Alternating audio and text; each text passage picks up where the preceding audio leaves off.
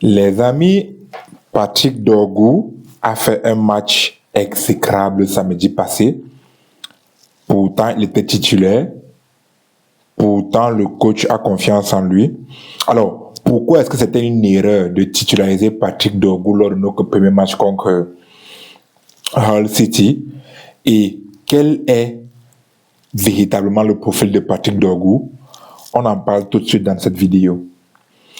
Salut les amis et bienvenue sur notre chaîne, la chaîne Red Devils Afrique, la chaîne des fans de Manchester, des fans de Premier League et surtout des fans de football. Alors, si l'un des trois te parle, n'hésite pas, surtout si tu veux faire partie de l'une des communautés grandissantes africaines francophones de Manchester, n'hésite pas à t'abonner, à liker, à partager, à inviter tes amis fans de Manchester ou alors fans de football à s'abonner à la chaîne pour que la chaîne puisse grandir et pour qu'on puisse construire ensemble la communauté référence des fans de Manchester.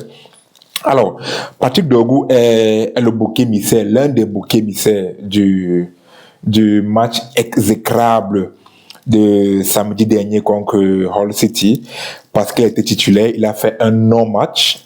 Offensivement, il a été très médiocre. Il a eu quelques occasions qu'il a vendagées, qu'il a jetées, en fait, qu'il n'a pas concrétisé. Et il a été remplacé logiquement à la mi-temps par Marcus Rashford, qui n'a pas fait un match extraordinaire, mais bizarrement, qui a eu plus d'impact que lui. On va dire ça comme ça. Donc, pourquoi est-ce que c'était une erreur de titulariser Patrick Dorgu lors de ce match-là de la part de Michael Carrick? Je vais vous le dire. Alors, Patrick Dorgu, déjà, la première chose qu'il faut savoir, c'est que ce n'est pas un ailier de formation.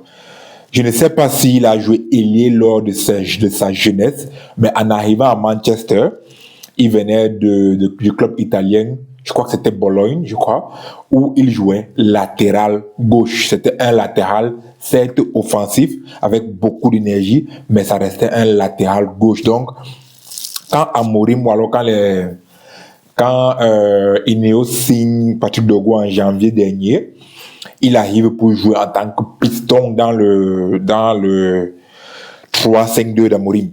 3-5-2-1 d'Amorim.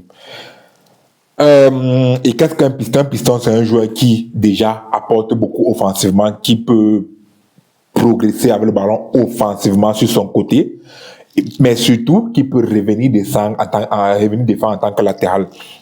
Donc c'était à la base le profil de Patrick Dorgu. Avec l'arrivée de Carrick, pour une raison ou pour une autre, Carrick peut avoir vu qu'il pouvait plus aider en tant qu'ailier qu'en tant que piston.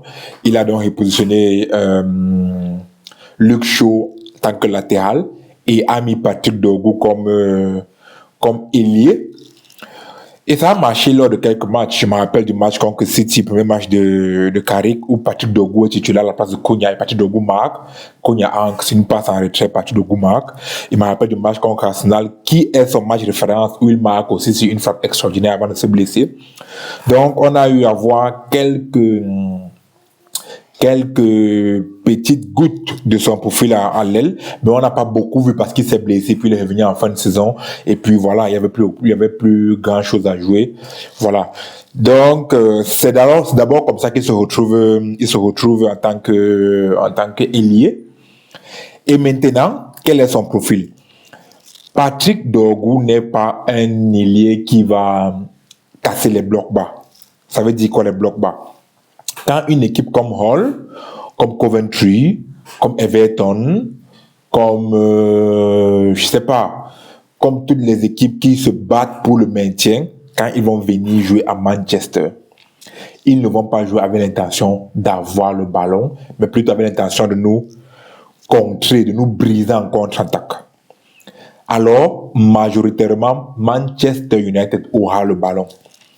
Et quand Manchester United aura le ballon, l'équipe adverse sera compacte en bloc bas dans son camp, en fait. Ils ne vont pas venir nous presser, ils vont rester en bloc bas. Et pour ça, on a besoin des joueurs qui peuvent soit en 1 contre 1 dribbler, soit avec une passe, un flair, faire une passe en profondeur, faire une passe dans les espaces qui va ouvrir le bloc ou qui va trouver un joueur bien placé, ou alors frapper immédiatement quand le bloc bas a joué en une touche, en une deux. Ce qui n'est pas le cas de Patrick Dorgu. Je vous ai dit tout à l'heure, c'était un ailier qui avait comme profil, comme rôle de monter en fait en tant que piston, aller de l'avant et revenir. Donc c'était pas un ailier qui, voilà, qui à la Cancelo, on va dire ça, c'est pas un ailier à la Cancelo. Donc contre les blocs bas, c'est pas son rôle en tant qu'ailier. Il ne peut pas nous aider en tant qu'ailier contre les blocs bas. Et c'est l'erreur donc que Carrick a fait de le faire jouer contre Hall. On savait que Hall allait avoir un bloc bas. Et tous les ballons qu'il a eu, il n'a pas su gagner son adversaire en 1 contre 1. Il n'a pas su, il n'a pas pu. Il n'a pas pu utiliser le peu de ballons qu'il avait. Et ça a pesé sur nous, en fait, parce qu'il a eu quelques occasions, les ballons perdus, les ballons jetés, qui ont pesé sur nous. Donc, qu'est-ce que je veux dire par là? Je veux dire que Patrick Dorgu sera utile, probablement, lorsqu'on jouera, ne sera utile que lorsqu'on jouera, soit contre des grandes équipes, des grosses équipes, c'est-à-dire où nous, on aura le rôle de laisser le ballon à l'adversaire, on sera en bloc bas, et on aura l'intention de contrer l'équipe adverse. Parce qu'on ne peut pas jouer avec Patrick Dorgu et Mbemo, parce qu'Mbemo aussi, c'est presque un joueur de contre-attaque aussi.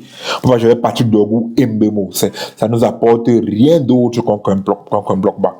Donc, Patrick Dorgu sera utile lors des matchs contre Arsenal, contre Liverpool, contre Chelsea, contre City. Des matchs comme ça où on va laisser le ballon à l'adversaire, où on n'aura pas l'intention d'avoir 60, 65, 70% de possession, où on va plus attendre et contrer l'équipe adverse. Là, il peut jouer. Mais lors des matchs contre Hull, Sunderland, Coventry, je sais pas, Ipswich, il faut qu'on fasse jouer des joueurs qui savent casser le pressing. Qui savent casser le bloc bas, plutôt pas casser le pressing. Casser le bloc bas. Qui savent jouer balle au pied, un contre un dribblé, faire une passe en profondeur, le contre un bloc bas, ou alors tirer à distance. Et ces joueurs-là, c'est qui? C'est surtout Rashford, malheureusement c'est le cas. Ou alors peut-être Cunha, qui a des bonnes aptitudes en 1 contre 1 ou qui a des bonnes passes en profondeur, qui sait jouer entre les lignes, qui sait jouer en une touche de balle.